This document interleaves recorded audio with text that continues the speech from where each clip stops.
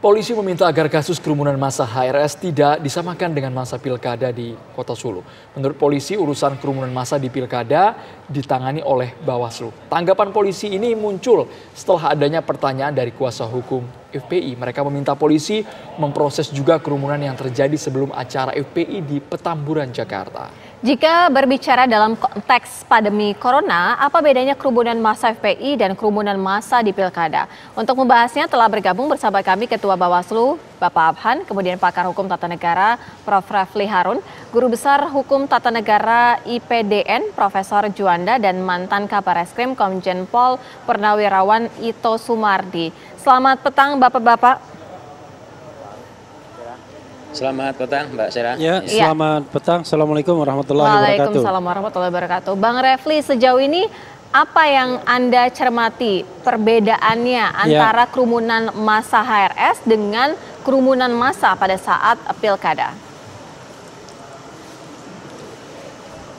Kita harus kembali kepada dasar yang lebih substantif mengenai kondisi darurat kesehatan masyarakat. Jadi ini yang mungkin orang yang agak lupa bahwa negara kita ini kan sedang dinyatakan dalam kondisi darurat, bahkan dua.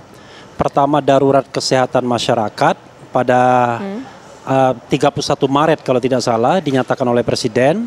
Yang kedua adalah darurat bencana nasional tanggal 13 April. Nah, kalau dalam perspektif hukum tata negara itu dalam sebuah kondisi darurat, ya darurat nasional apalagi, maka hukum-hukum yang normal itu bisa di-bypass.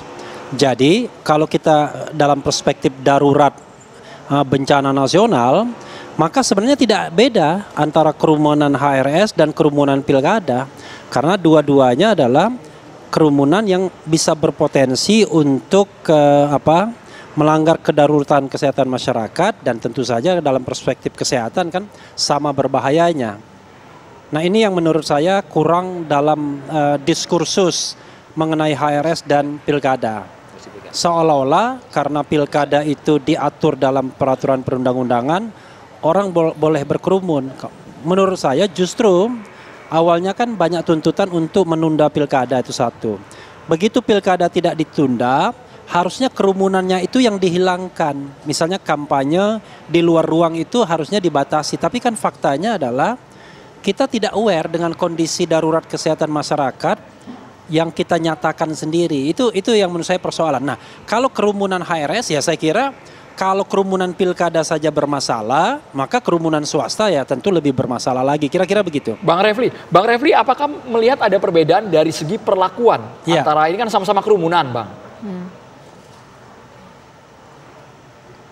Ya, kalau kita bicara tentang perlakuan, harusnya kan berlaku prinsip tadi kedaruratan kesehatan masyarakat itu membuat yang namanya leading sector dalam kondisi darurat itu kan, kalau dia darurat kesehatan masyarakat adalah Kementerian Kesehatan, kalau dia darurat bencana nasional BNPB.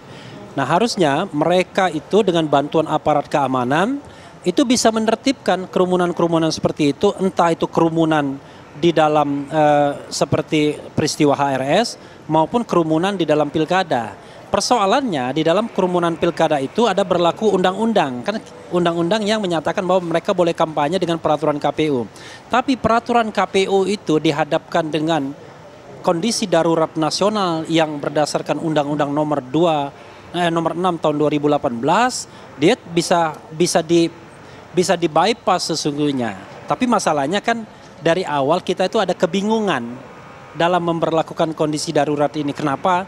Karena kondisi daruratnya panjang banget gitu, bukan sehari dua hari, tapi sudah berapa bulan. Sejak bulan Maret, April, Mei, Juni, Juli, Agustus, September, Oktober, November, 8 bulan.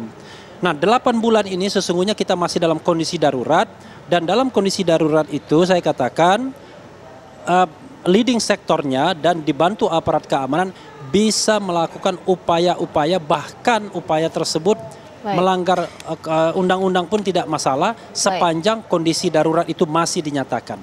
Oke, baik. Kalau dari segi yang Pak Ito lihat sebagai mantan Kabar Eskrim ini, apakah kebijakan seorang gubernur harus bisa diselidiki lebih lanjut oleh pihak kepolisian, atau tidak sesuai dengan ranah kepolisian? Baik, terima kasih Pak atas waktunya. Jadi kalau dari aspek penegakan hukum, tentunya kita harus melihat undang-undang atau peraturan perundang-undangan dan ketentuan hukum yang berlaku saat ini.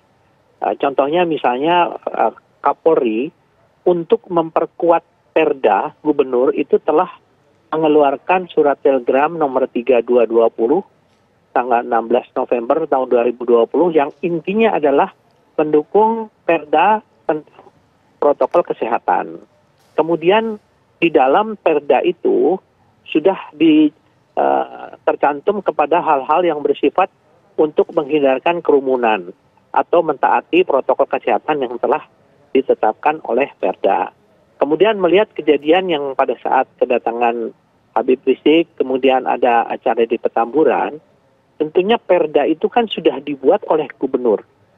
Siapapun juga, kalau kita melihat kepada azas equality before the law, siapapun juga, apakah itu si pembuat Perda itu kalau membuat atau melakukan hal-hal yang mungkin bertentangan dengan Perda itu, tentunya kita akan melihat pada hukum yang berlaku yaitu barang siapa. Jadi kita tidak melihat jabatan, tetapi di sini adalah kepada beliau yang pada saat itu mungkin setelah mengeluarkan satu kebijakan, tetapi dalam kebijakan itu tidak dilakukan sesuai dengan substansi daripada kebijakan itu.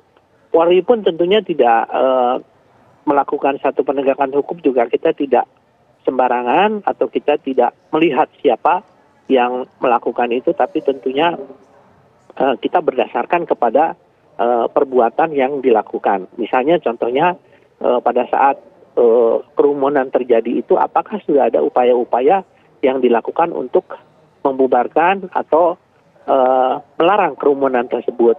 Nah, yang dilakukan oleh Polri saat ini adalah melakukan klarifikasi. Jadi kita harus memisahkan apakah kita telah menegakkan hukum atau kita telah memproses hukum ataukah kita hanya meminta keterangan apakah sudah dilakukan langkah-langkah untuk melakukan Perda tersebut. Kalau di dalam langkah-langkah untuk menjalankan Perda yang telah dibuat tersebut ternyata ada pelanggaran, tentunya kita akan mendasarkan kepada surat telegram Kapolri nomor 3220 yang mengacu kepada KUHP pasal 65, 212, 214, 216, dan 218. Jadi di sana sudah jelas kalau misalnya ada pelanggaran yang dilakukan meskipun oleh si pembuat Perda tersebut, karena yang membuat ini kan bukan personal, bukan perorangan, tetapi dalam kaitan dengan jabatan. Nah, kemudian Menteri Dalam Negeri juga kan sudah mengeluarkan instruksi Mendagri nomor 6 tahun 2020. Tentunya kita juga harus mendukung apa yang telah ditetapkan oleh Menteri Dalam Negeri, karena Polri pun juga sebagai aparat penegak hukum harus mendasarkan kepada peraturan perundang-undangan yang berlaku.